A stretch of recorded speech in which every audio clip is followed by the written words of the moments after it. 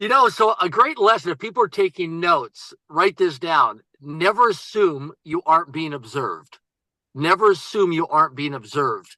And when we're out there being a go-giver, not a go-getter, people are always watching, observing us. And so over the last few decades, I had the opportunity of traveling this world multiple times. I had a very successful career for 25 years as a corporate trainer in 50 countries on 4 continents. And so I was traveling around, and what I realized that the secret to living is giving. The secret to living is giving.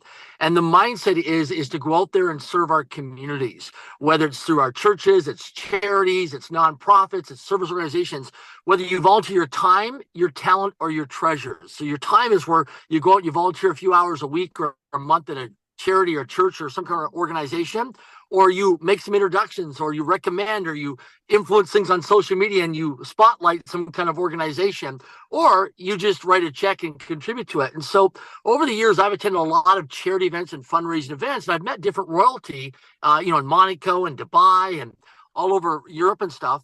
And so in 2022, I have a very unique backstory of a lot of adversities and challenges and setbacks. And I have a very interesting come up story and a huge success story now. And I didn't quit. I didn't give up. In my early days, I had no integrity. I lied about things. I embellished things. I exaggerated things because I wanted to be liked by other people. Because in my mind, I figured I was never good enough. I was never smart enough. I was the stupid kid in school. And so I was doing a lot of things just to fit in because of childhood trauma. And what I did was when I got into my 30s, I realized that I had left a trail of a lot of bad things. I never got into drugs, never got into alcohol.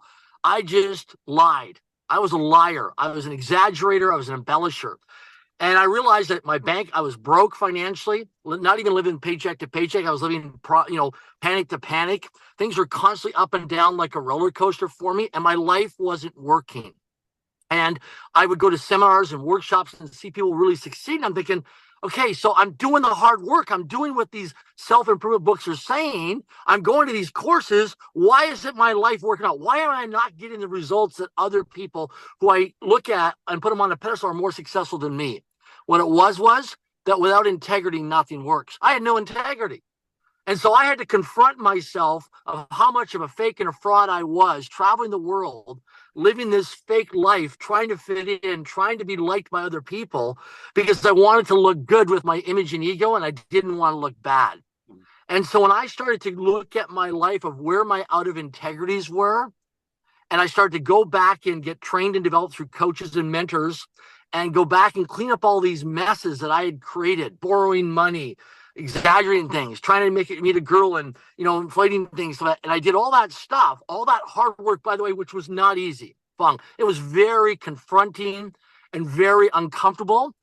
But I tell you, I have so much freedom today and so much weight off my shoulders from doing that.